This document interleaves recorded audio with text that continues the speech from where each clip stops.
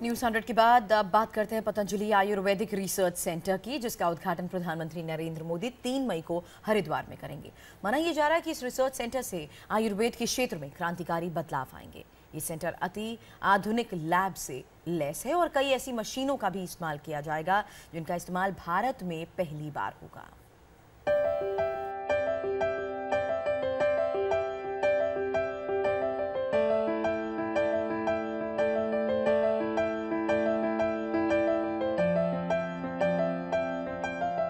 दूर दूर तक फैला हरा भरा गार्डन, सुंदर कलाकृतियों से भरी गुफाएं,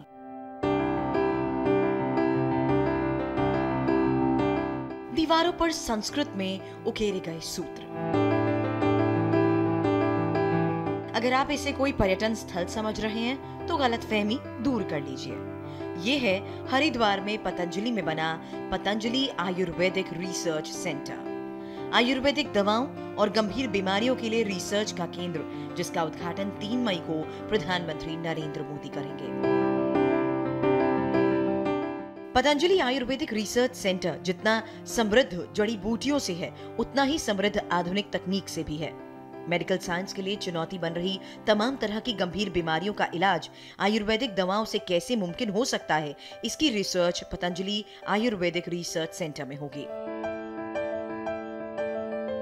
सैकड़ों करोड़ रुपए की लागत से पतंजलि रिसर्च इंस्टीट्यूट पतंजलि योगपीठ ने बनाया है और आज़ादी के 70 वर्षों के बाद किसी भी गैर सरकारी क्षेत्र का ये सबसे बड़ा आयुर्वेद का अनुसंधान केंद्र है, जिसके ऊपर cell and trial, animal trial और क्लिनिकल कंट्रोल ट्रायल, जिसको मॉडर्न मेडिकल साइंस में एविडेंस बेस्ड मेडिसिन के रूप में मान्यता मिलती है।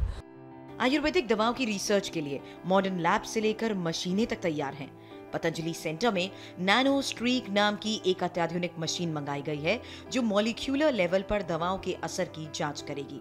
इस अत्याधुनिक मशीन के द्वारा जड़ी बूटियों की रिसर्च कर कैंसर की कारगर दवाई खोजी जाएगी। नैनो स्ट्रीक नामक ये मशीन भारत में किसी दूसरे लैब में उपलब्ध नहीं है। पहली बार पतंजलि आयुर्वेदिक रिसर्च सेंटर में इस मशीन का इस्तेमाल हो रहा है। आज हम ब्राह्मी का, शंखपुष्पिका, गिलोय, तुलसी, आंवला, एलोवेरा से लेकर के जो हम मधुनाशिनी, मुक्तावटी और आयुर्वेद की जो अलग अलग वटी, चूर्ण, अलेह, पाक, तेल आदि का जो सेवन करते हैं विभिन्न रूपों में, उनका हम जैसे एलोपैथी की दवाइयों का क्लिनिकल कंट्रोल ट्रायल होता है, उसी तरह से आयुर्वेद की दवाइयों का, जड़ी बूटियों का क्लिनिकल कंट्रोल ट्रायल कर सकेंगे। इसके लिए करीब 200 साइंटिस्टों की टीम यहाँ पर नियुक्त कर दी गई है।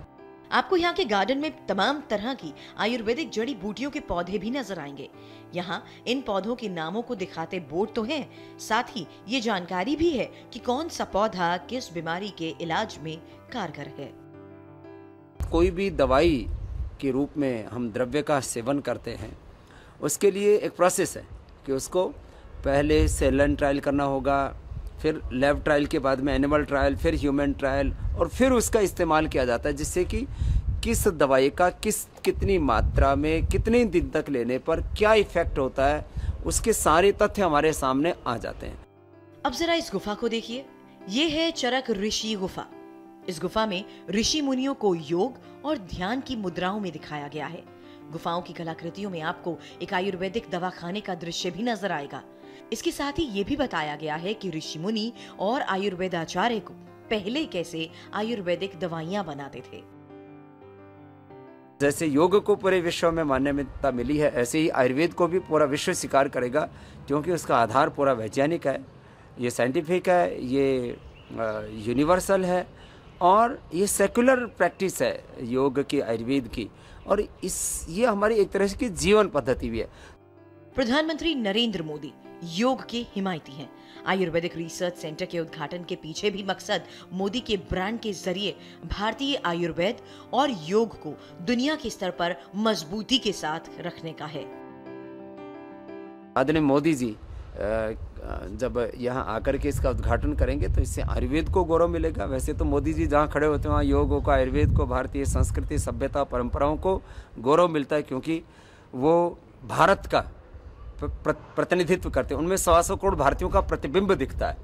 वो एक राष्ट्र नायक और विश्व नायक होने के साथ जन नायक है। उनके द्वारा जब ये कार्य होगा तो इसको गौरव मिलेगा, इसको प्रोत्साहन मिलेगा, स्वीकार्यता मिलेगी, विश्व में योग की तरह आयुर्वेद को भी सम्मान मिलेगा। पतंजलि रिसर्च सेंटर से आयुर्वेद मेडिकल साइंस को खासी उम्मीदें हैं। माना जा रहा है कि Patanjali research centre Ayurveda medical system में क्रांतिकारी बदलाव करेगा, जिससे पूरे विश्व को कैंसर, शुगर, लिवर सिरोसिस जैसी जानलेवा बीमारियों से निजात पाने में मदद मिलेगी।